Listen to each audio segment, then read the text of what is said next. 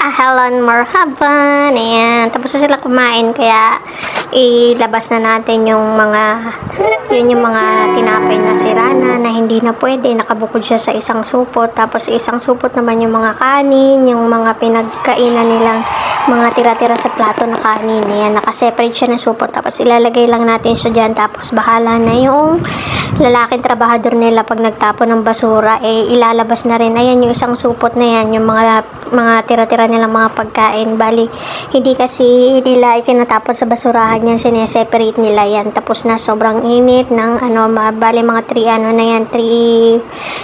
Tapos yan, pagtapos natin mag-urong doon, ipapasok na tayo dito sa kwarto. Pagkatapos, nandito na tayo sa bahay, naglaban na tayo at eto na oras na ng pamamalansya. Alam nyo ba na yung buntis na anak ng amo ko na nanganak na siya ngayon yung araw na ipinanganak niya na yung kanyang baby at baby boy. O, diba? Puro lalaki yung apo ng amo ko.